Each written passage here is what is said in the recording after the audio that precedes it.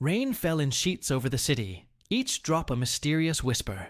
Detective Ricardo, a man who believed only what he saw, felt a chill unlike the cold. A body lay in the street, cold as stone, but with a strange bluish glow to its skin.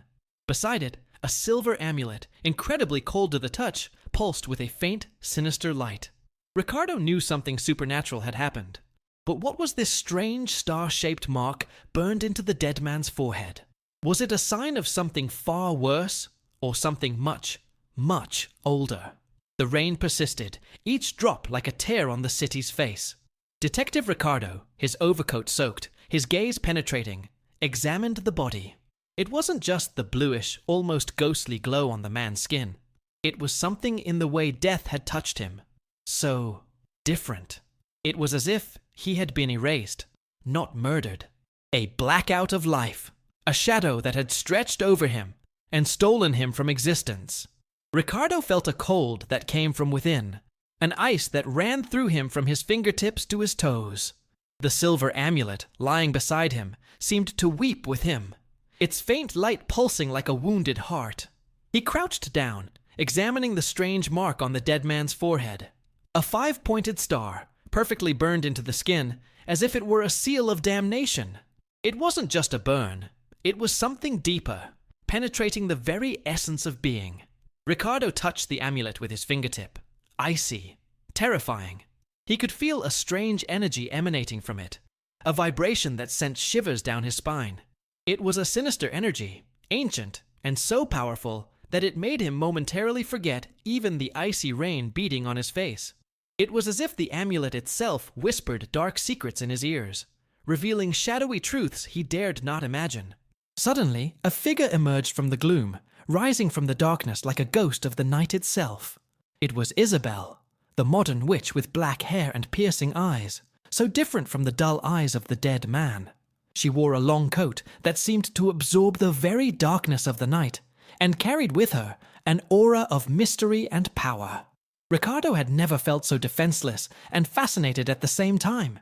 She approached, her steps light on the wet pavement, as if she floated above reality itself. Isabel examined the body, her delicate fingers touching the mark on the man's forehead. Her eyes, normally bright and full of life, were now serious, filled with an understanding Ricardo couldn't decipher. What did she see that he couldn't? What secrets did the mark conceal? An ancient ritual, Ricardo, she said, her voice like a whisper of cold wind. A ritual of erasure. Ricardo frowned, confused. Erasure? How do you erase a life? This wasn't a common murder, a heart attack, or an accident. They erased him as if he had never existed, Isabel continued. His soul, his memory, everything obliterated. This amulet, it's a key to a place I fear I must face. Ricardo felt a shiver run down his spine.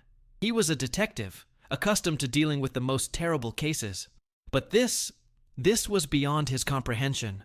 He had never believed in magic, in witches, in parallel worlds, but Isabel's presence, the mysterious amulet, the unusual death of the man, and the strange mark on his forehead, all led him into an unimaginable territory. A place? What place? Ricardo asked, his voice cut short by the cold. A parallel dimension, Ricardo. A place where the line between life and death is thin, where memory can be stolen and beings erased like extinguished lighthouses in eternal darkness. And I believe there is more than one of these erasures. Isabel looked at the detective, her eyes shining with a mixture of fear and determination. Her breath was ragged, her fingers trembling around the amulet. They were in a race against time. It wasn't just the life of a single person at stake, but the stability between the two worlds, between Ricardo's reality and Isabel's supernatural reality. Something was wrong, deeply wrong.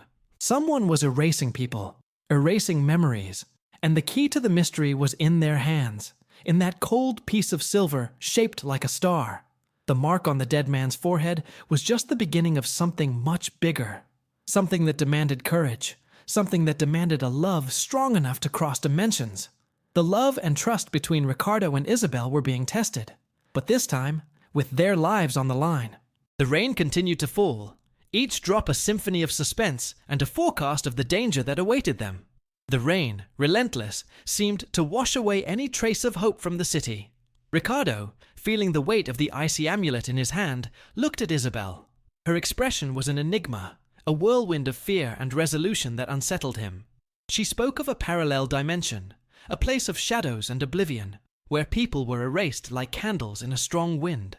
The idea was absurd, impossible, but the reality of the dead man, with his bluish skin and the burned star on his forehead, screamed otherwise. He felt a lump in his throat, a mixture of fear and uncontrollable curiosity. He had never felt so close to the unknown, so close to a reality that defied everything he believed in. Isabel, with an almost imperceptible movement, touched the amulet in his hand. A wave of cold went through him, more intense than the icy rain. It was as if a current of icy energy ran through him, leaving him weak, but at the same time, connected to something much bigger than himself. It was a strange sensation, frightening, but also fascinating. He felt a pull, a vibration that seemed to echo in his bones. For a moment, the city disappeared, replaced by a whirlwind of strange colors and images, a kaleidoscope of lights and shadows that left him dizzy and disoriented. When the vision dissipated, Ricardo found himself again in the wet street, the rain still falling. But something had changed. The air was heavier, denser, as if space itself had become more viscous, harder to breathe. The city looked different, distorted, as if an invisible veil covered it, obscuring its details.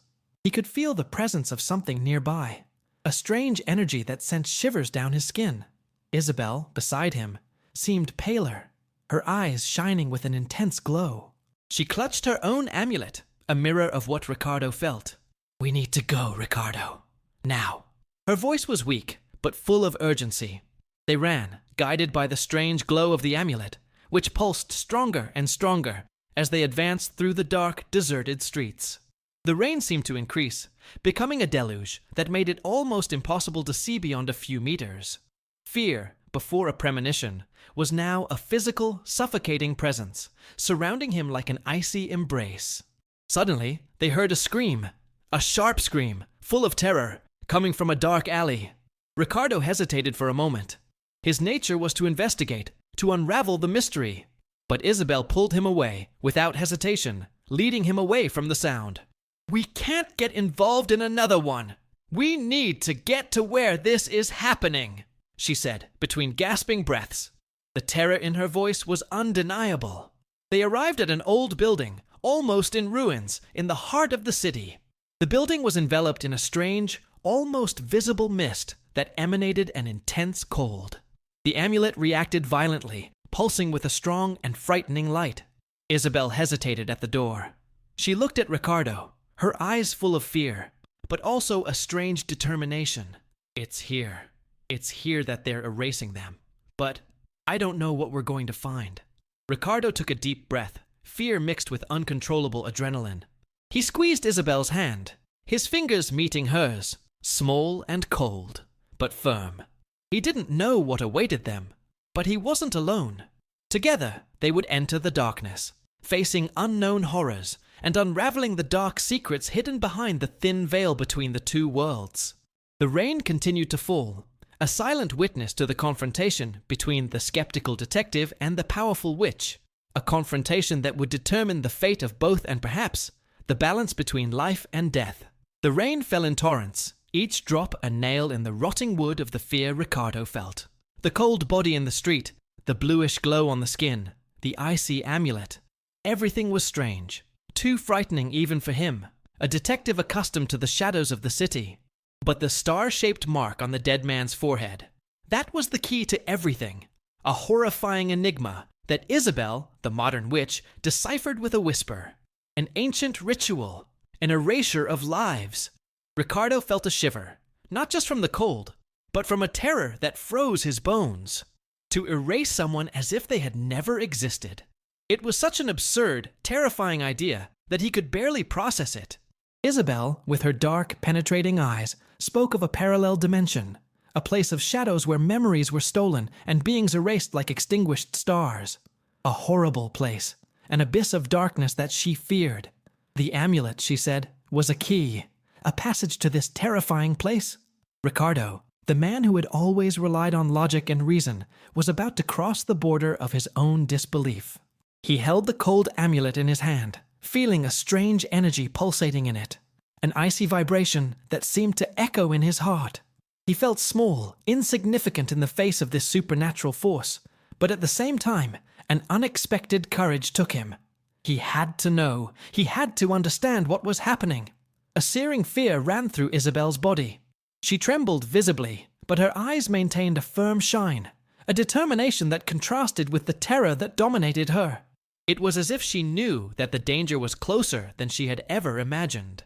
The responsibility of protecting the two worlds rested on her shoulders, and she knew she couldn't falter. She looked at Ricardo, her eyes meeting his, in a quick instant of connection, of mutual dependence. It was a look that said more than words, together or nothing. The amulet shone intensely, a sudden flash like a lightning bolt tearing through the darkness of the night. Ricardo felt a wave of energy hitting him, a whirlwind of images, sounds, sensations that left him dizzy and disoriented. For a moment, the world around him disappeared, replaced by a chaos of strange colors and shapes, a disturbing experience that seemed to stretch his soul to its limit. He closed his eyes, clinging to Isabel's hand, his only point of reference in that whirlwind of distorted reality.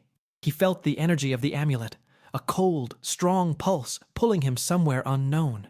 It was as if time itself was unraveling, a torn fabric that allowed glimpses of another dimension. When the vision dissipated, the rain was still falling, but the world had changed.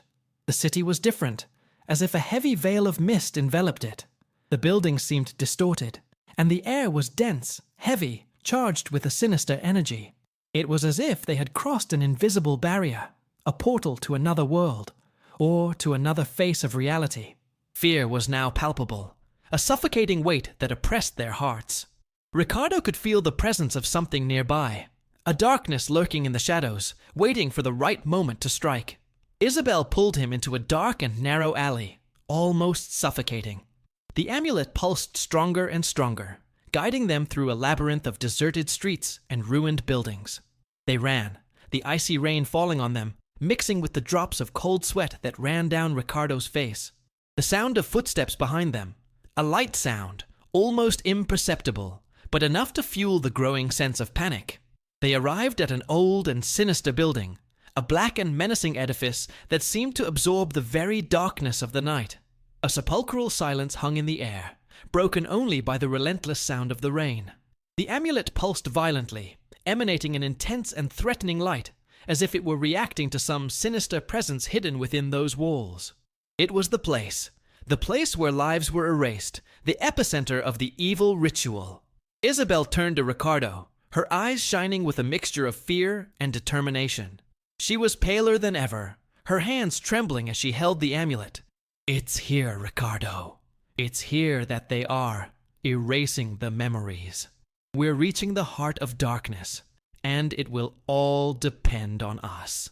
Ricardo, despite the fear that filled him completely, felt a surge of courage. He grabbed Isabel's hand, feeling the strength of her cold but firm fingers in his hand.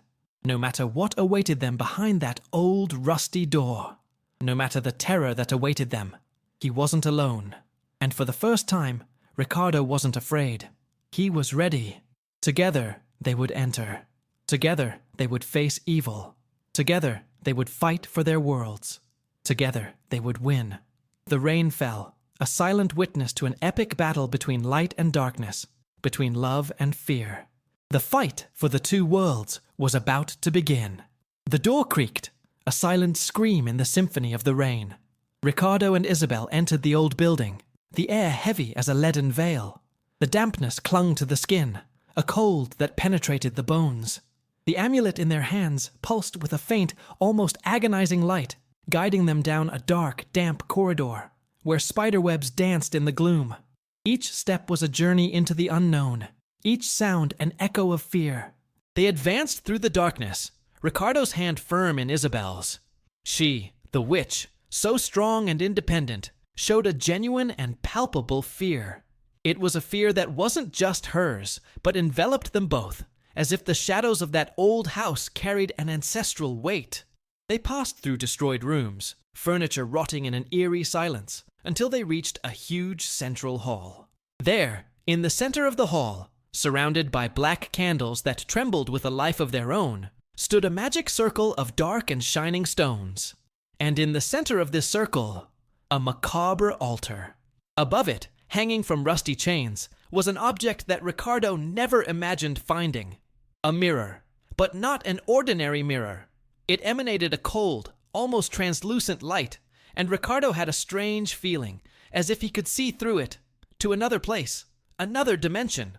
But what shocked him most was not the mirror, but what was around it. Several bodies lay on the floor, each with the same star-shaped mark on their forehead. They weren't just bodies.